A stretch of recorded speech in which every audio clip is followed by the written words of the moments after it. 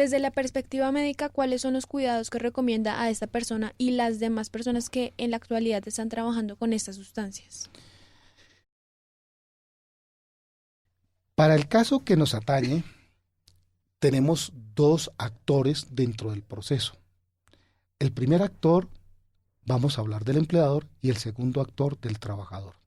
Los dos dentro de la empresa tienen que formar una sola empresa como tal y deben tener los cuidados correspondientes a cada uno de ellos.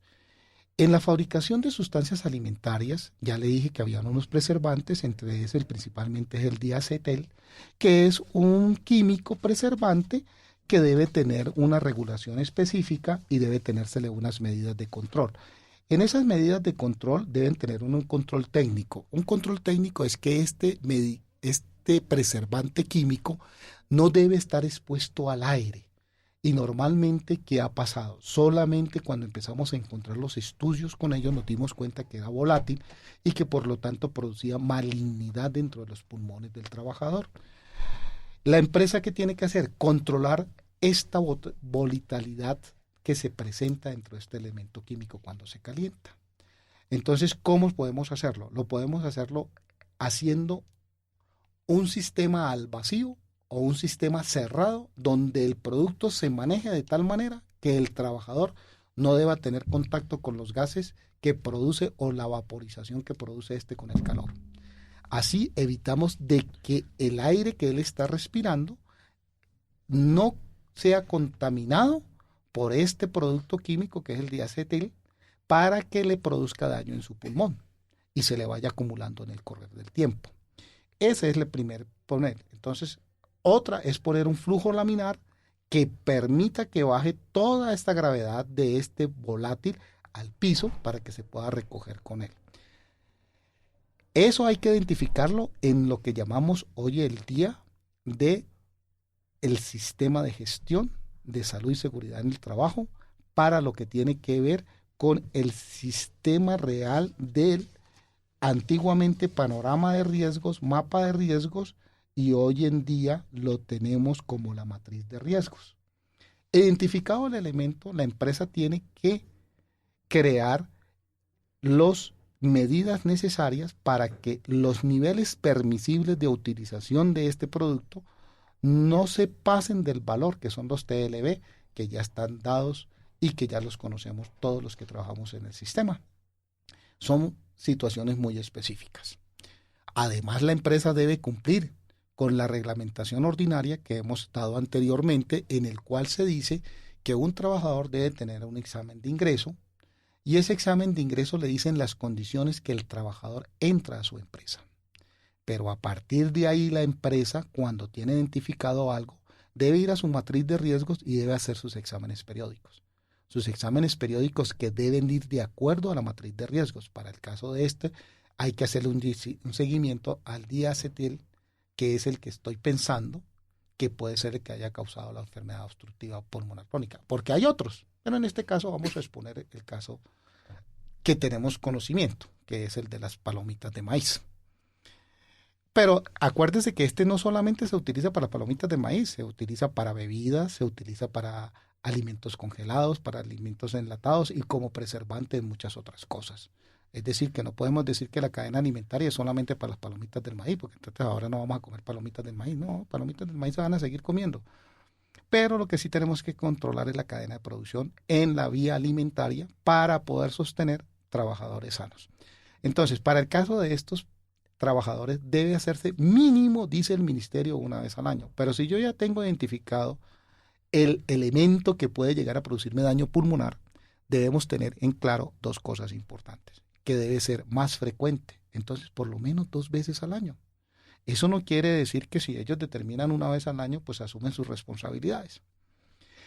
Además de eso, el día que el paciente empieza a presentar sintomatología, debe llevársele al procedimiento lógico y debe ser la empresa la que debe aportarle al trabajador o debe educarlo para que entienda cómo se debe llevar a cabo un procedimiento lógico de calificación de origen, de acuerdo al 1072 en el manual de juntas, cómo se califica el origen de una enfermedad o cómo se califica el origen de un accidente de trabajo. Eso se hace a través de la responsabilidad solidaria que tiene la empresa con la administradora de riesgos laborales. Porque la administradora de riesgos laborales, ¿qué hace el empleador? Le transmite el riesgo a ellos para que proteja a su trabajador. Pero la responsabilidad es solidaria es de los dos, porque si bien es cierto que la empresa, la administradora de riesgos laborales debe tener conocimiento de la empresa y debe darle el conocimiento necesario para que estos elementos químicos no le produzcan daños al trabajador. Pero finalmente quien hace la legislación en Colombia es el Ministerio de Trabajo y es el Estado en representación de él quien finalmente debe tener responsabilidad a través de sus inspectores de trabajo que deben hacer la vigilancia y control de estas empresas para evitar que se produzcan enfermedades laborales o enfermedades profesionales o en su defecto accidentes de trabajo. Y finalmente, cuando se identifica ya la patología y el trabajador, hay una responsabilidad solidaria entre el empleador y el trabajador. Y entre el empleador y la ARL. Entonces, esas responsabilidades solidarias las dirime ¿quién? El juez del trabajo o la área laboral de la justicia ordinaria. Y finalmente debe haber un examen de retiro en el cual el paciente, que en este momento es paciente, pero que ha sido el trabajador de la empresa durante todo el trayecto, debe tener conciencia de que este daño se produjo a través de la empresa y es él quien debe reclamar en la empresa. Estamos hablando del empleador. Ahora hablemos del trabajador. El trabajador debe haber recibido toda la educación necesaria para el manejo de la sustancia química para que no le produzca daño. Pero él además debe exigirle a su empleador que le dé los elementos de protección necesaria o EPPP, ¿sí? Que son los elementos con que él se va a proteger para que esta sustancia química no entre dentro de su pulmón. Entre esos entonces hablamos de que pueden haber máscaras, pueden haber tapabocas, pueden haber cascos, pueden haber gafas, pueden haber guantes, pueden haber overoles, pueden haber zapatos especializados. En fin, hay una sinfín de circunstancias de acuerdo a lo que se está trabajando. En este caso ya habíamos hablado de que tenían que tener un sistema de control de la cadena de producción, de los flujos laminares, tenían que tener que no dejar volátil, de los empacados al vacío y toda esta serie de circunstancias. ¿Cuál sea la circunstancia? No lo sé, porque es un caso que tú me presentas y el cual yo ni conozco la historia clínica, ni conozco la eventualidad de la empresa. Entonces estamos hablando de la generalidad solamente. La generalidad es más o menos controlar todos estos elementos y pues ya con los controles administrativos, los controles de educación, los equipos de protección, la evaluación de la exposición, que ya la hemos comentado, debe entrarse en un plan de instauración de la higiene industrial. Y en este plan de la higiene industrial entonces entran los dos, tanto el empleador como el trabajador. Y ellos se adaptan a un sistema de producción en el cual el elemento identificado no debe dejar volarse por la empresa para que produzca el daño. Y finalmente viene la supervisión de la salud del trabajador, que ya se lo expliqué, a través de sus exámenes de ingreso, sus exámenes periódicos y sus exámenes de retiro. Después viene la prevención del trabajador y la prevención del empleador. En el empleador es manejar la cadena de producción y en el trabajador, finalmente, aunque no es todo, es el buen uso de los elementos de protección del trabajador.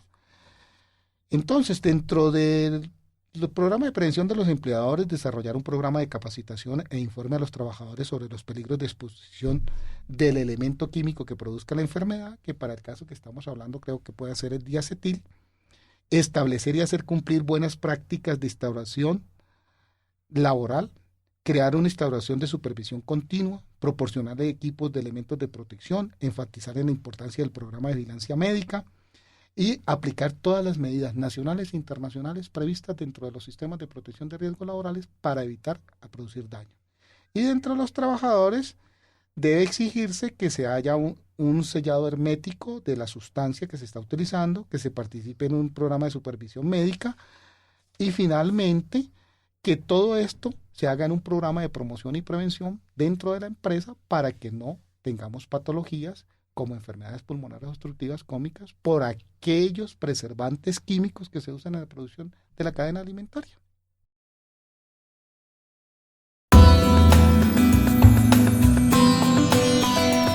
Señor empresario, lo invitamos a revisar nuestra página y nuestra asesoría haciendo clic aquí. Nuestra asesoría o nuestras consultas van dirigidas a usted, señor empresario, para poder ayudarle a desarrollar los sistemas de gestión dentro de su empresa. Esto implica la evaluación de sus riesgos laborales en su medio ambiente de trabajo. Señor empresario, la protección de su empresa es muy importante. También le desarrollamos y le asesoramos los sistemas de los riesgos laborales de los puestos de trabajo de sus trabajadores para tener un buen sistema de gestión y un buen desarrollo empresarial. Estamos prestos a sus servicios en el momento que lo solicite.